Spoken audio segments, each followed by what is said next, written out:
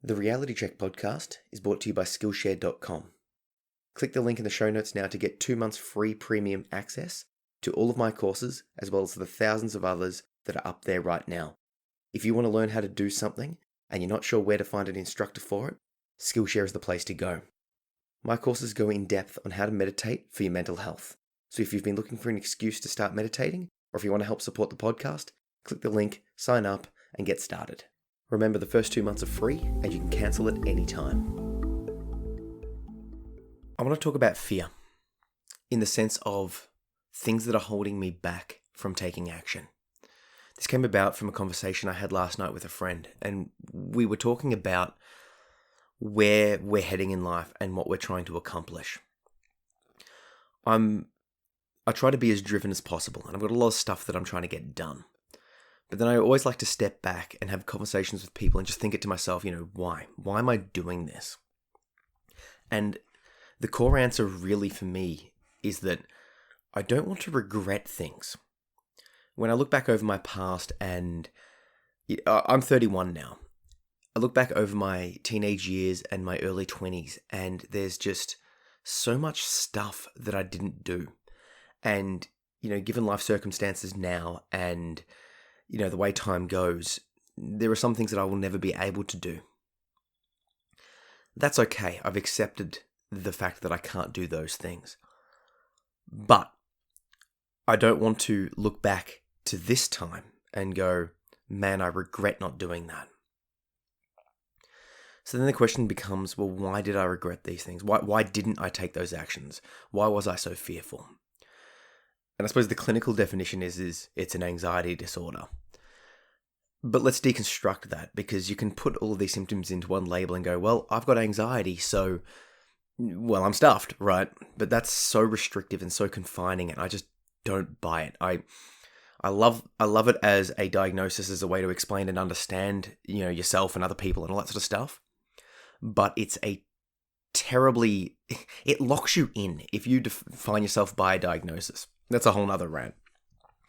What I'm trying to drive at is that let's deconstruct the fear that I had and perhaps you're having about not taking actions and following your dreams and doing the things that you really wanted to be doing. The first one is that I didn't know where I wanted to head. I was in a survival mode. I was just trying to live one day at a time, get enough money to survive, and go back early enough, survive a terrible household. So in those environments, I didn't have time to think about who I was or what I wanted to become or where I was headed. It was a matter of, let's survive this day. Let's make sure there's food to eat. Let's make sure this drug addict sitting next to me won't hurt me or my family. However, there was a very big gap of time for when I look back at it, I was objectively safe, but I wasn't acting like that. I was still stuck in this mentality of survival. And that would obviously have led down to the issues with an anxiety disorder. But I was, for all intents and purposes, safe, yet I chose not to act. I was still stuck in that my old time mentality of survival. That morphed into a feeling of, well, what would people think of me if I did this? One prime example for me is when I was younger, my friends at the time would all go out and party and drink. And it always bothered me for a couple of reasons. One, my father was an addict, so I didn't really value an inebriated state as much as other people did. And two, I sort of noticed that there was this distinct time with my high school friendship group when prior to this date, this time, prior to it, every activity we did was sober. But then all of a sudden, seemingly overnight, every activity we did had to involve inebriation, drugs, alcohol, whatever. And I felt like something was lost there. For me personally, I don't really get that into inebriation. It doesn't do it for me. And this could be an example from my father, just sort of counter opposites, or my own mental state, but whatever it is. However, I live in Australia and there's a massive drinking culture. and other stuff as well. So there's this, particularly when you're young, this strong social pressure to do that, and not only the social pressure, but it's more than just like, it's not the typical like, oh, peer pressure, come drink with me. It's just what people do. It's just how people act, and it's quite hard to, first of all, realize that you're not quite into that like other people are, and second of all, take the action to take those steps away from it. I haven't touched a drink for now, I think 10 months, and I feel great. Problem is, every time I go out with friends or sporting clubs or whatever, there's people drinking and sharing and all that sort of stuff, and no one's going to pressure me into it, and I'm very open about my lack of desire to drink. But everyone else is doing it, so I still feel this pressure. And in the past, I would have fallen or succumbed to it and just joined in. And I sort of look back and I apply that same logic or that same circumstance to everything. Same thing with work. The expectation, the typical person, what's seen as success is, in a sense, is full-time employment and, stable and secure jobs. My dad's side of the family is ethnic, and it's very much seen as, this is how it felt at least, get this safe and secure job, make sure you're getting paid well, and, work up the ladder, so on and so forth. But for me and for my mental state, it was killing me. Quite literally trying to work full time was causing me to spiral down in terms of mental health. I was getting depressed, I was self-harming, I was contemplating suicide. It just, I couldn't do it. And that led me to feel, because, the quote unquote successful person does the full-time job, and the mentally stable person, the one that's able to, have their shit together, does the full-time job. I can't manage that. I'm trying, but I just fucking can't. So what does that mean for me? What does that make me as a person? The only point of reference for working was my father, and he didn't work. He was literally on government support, supplemented through drug dealing. So I saw, people that were successful, friends, fathers working, and I just didn't have that role model. I didn't have the mental fortitude. I couldn't manage it. I didn't have a point of reference that there was another way, that in the same way that you don't have to drink if you don't want to, that there's another way to work.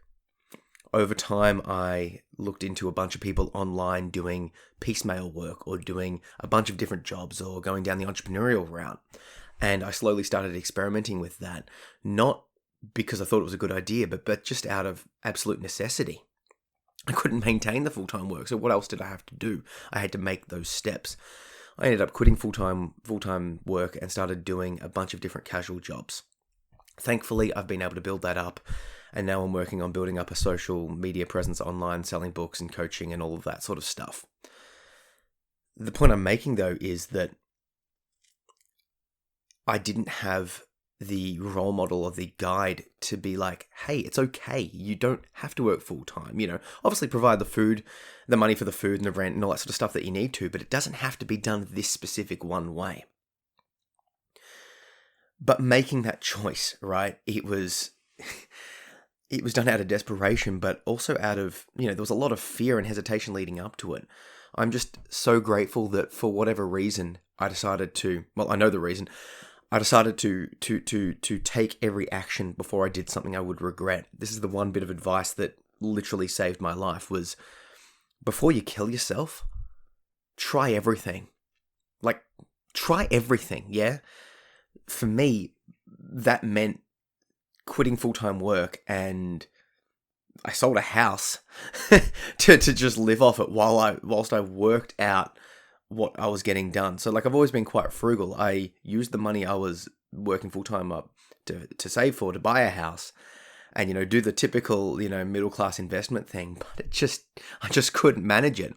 So I sold the house, didn't get that much from it, but enough to survive, to be able to get me enough time to really think and decompress. So now with that time and with, now that I've come out of that and I'm sort of on the uptick again, I've found a lifestyle that has worked for me in the sense of I do a bunch of different jobs and I'm earning enough money to provide the support and lifestyle for my family that they need. Nothing lavish by any means, but it's enough of a living to be able to say, hey, I'm doing the thing. It's not traditional. I don't get, because it's all casual. I don't get sick leave or holiday leave or all that sort of stuff. So it's not the same. It's not as secure, but it's more secure because it works for my mental state, right? And that's where it really does matter. Because once again, if I was so depressed that I'd end up killing myself, then what happens to my family, right? They're stuffed.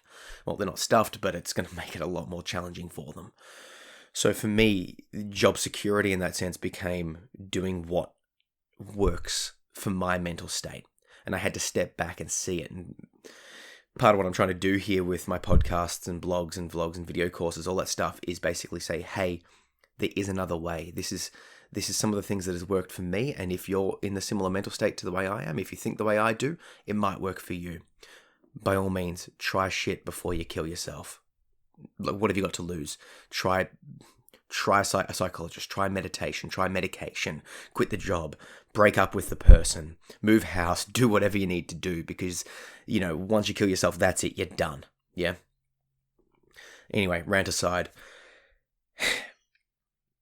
I find there's a lot of internal pressures to act in a certain way. I'm hyper aware that if I was raised in another culture or another time, my inner workings, my operating system would be different. I would be judging the world via a different lens. I'd be looking through it via a different lens. It'd be like having red cellophane over my eyes. I would be seeing things differently, right? So what that means is that I'm aware of the impact of my upbringing, of my culture, of my time on how I think about the world and how I am and what should be done. I'm a massive history buff, and if you look back, you look at what people believed in particular times, and it's easy to go, ha ha ha, what idiots. But if I was there, I'd be believing that same stuff too. I would have those same values that would be shaping me as a person. Yeah, I'll still have my own opinions and all that sort of stuff, but I would be shaped by the times and the place that I'm in. What that knowledge has allowed me to do is to sort of free myself a little bit from how I feel about the world and what people should do. Given the internet and the technological revolution that we're living through right now, it's very easy to connect with someone online and go, wow, look at what they're actually doing. Well, look at how different people are living across the globe right now. And for me, that's connected me with a bunch of people online that have stuff that I want to add to my life. For example, given my upbringing, I noticed that I didn't have much discipline. Yeah, my father was just not a disciplined person in the sense that he had no self-discipline. And therefore, I had a distinct lack of self-discipline myself. So what did I do? I went looking for someone that can teach me self-discipline. And I found Jocko Willink. If you haven't looked at his podcast or his books, do so. Okay, they are just... There's something that I listen to almost every day. It's his... You can find it on iTunes and other places you listen to music, called Psychological Warfare. It's quick 2 to 3 minute talks, and it just instills discipline. Get on board that train. It's amazing. Going to see him isn't the point, though. The point is that I recognized that I need to have some more of that in my life. So I went and I've added that to my life. I sort of self-indoctrinated myself by sort of using him as like a pseudo-discipline father, right? So then I'm looking at, other things. Like, what else do I want to add to my life? I want to add some mindfulness. I want to add some meditation. I want to add some sort of purity of thought, mental clarity.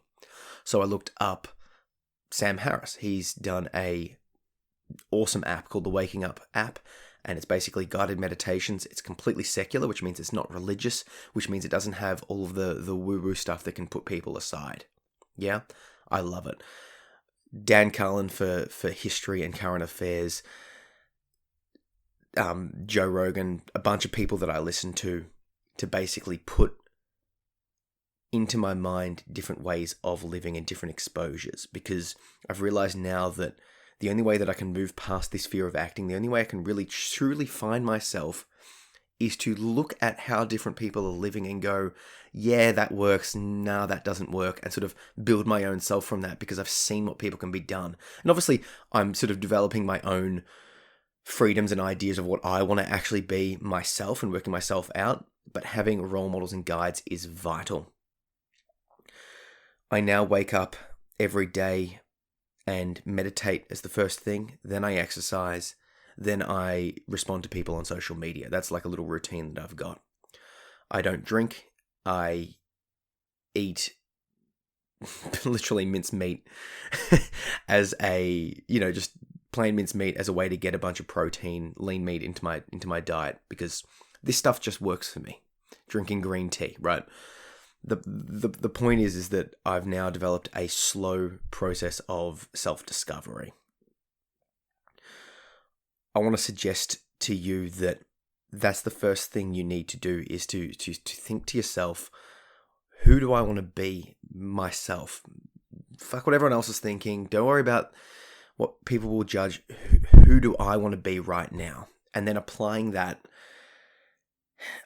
to your life incrementally and slowly. Take those slow steps.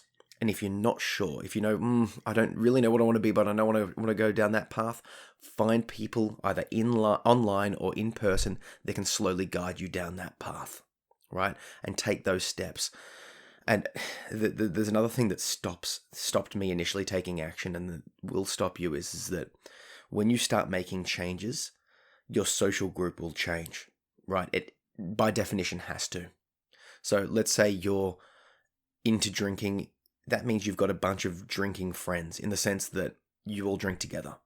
Same thing if you're into a particular sport or a particular interest or whatever it is, right? Particular drug, it doesn't matter. You will have made friends based on a particular thing. And if you start changing that particular thing, going down a different path, those friendships may not come with you. If you find new interests, you're going to get new friends based on that interest, right? That means you're going to lose people and you're going to gain people. There's this inner desire to go, oh, I just want everyone to like me. I just want to hold on to all my old friends and make sure everyone stays with me forever.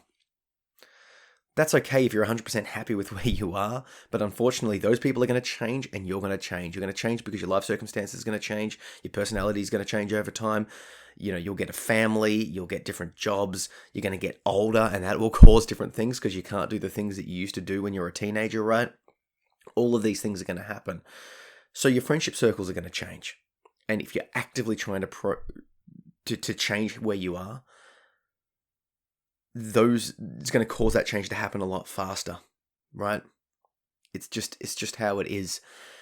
And that can be quite confronting, to know that you're literally going to be saying goodbye to some people just because they're not going to be the same fit in your life as other people. And that can be restrictive to self-development, self-growth. Before I finish up, I want to just touch upon that from a mental health perspective. I know from personal experience, you have a tendency to connect with people based on your mental state. You're sort of suffering together. And that's great because, you need support, you need help, and you need to sort of deal with where you are.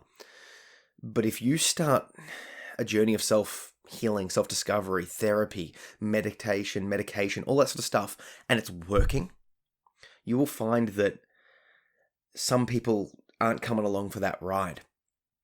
Now, this isn't to say that you should abandon them or anything like that, but if your journey is taking you into a different place and you're no longer barely functional, but you're literally moving into a place of thriving, those people won't be able to connect with where you are because they're not there at that time. This has happened in my life, and I try and be as compassionate and caring as possible and sort of offer my advice and care and comfort and all that sort of stuff. And it's helped some people, but other people sort of rebel against it, reel against it, and negatively judge me for it. And that's okay, because I understand that they're not in that place to take those same steps that I took. And obviously their journey is completely different to my journey, and their inner state is completely different to my inner state. Complex. But what I do know is that I've taken those steps, and I can see my functionality increasing when theirs hasn't, and that causes a lifestyle change. And it's, I would love everyone to be able to rise with me, and this is why I'm doing, writing the books and doing the podcast and all that sort of stuff, because I want to try and help as much people as possible. But the reason I'm saying this to you is that there will be people that you will leave behind, because if you try and keep those relationships, you'll realize that they're bringing you back down, in the sense of their coping mechanisms, their coping strategies are what you used to use 10 years ago, right? If you used to use drugs and alcohol to cope with your mental state, and you've moved beyond that, and you no longer do, as I do, and you speak to someone that's still using those coping strategies, what are they going to suggest to you? What are they going to do with you when you see them, right? They're not going to say, hey, you should go see your therapist. They're going to say, hey, rip this bong. Hey, drink this drink, whatever, right? They're going to do those things because that's what they do to deal with their mental state. And if you know that that's not good for you right now, you need to have the ability to say, stay strong and say, hey, sorry, not for me. And if you can't, or if they won't listen to you and respect your boundaries, you may have to just move away from that relationship. Never burn the bridge. Always extend that hand of saying, hey, this is where I'm at, come with me. But you might have to take that step back because it might be detrimental to you. Anyway, I appreciate you listening. And if you want to connect with me on social media, I can be found at Zach P. Phillips everywhere. And if you like this podcast, there's 2 things I want you to do. Number 1, make sure you've reviewed it. Honestly, it really helps. Just chuck that review up. It takes 30 seconds, makes a massive difference.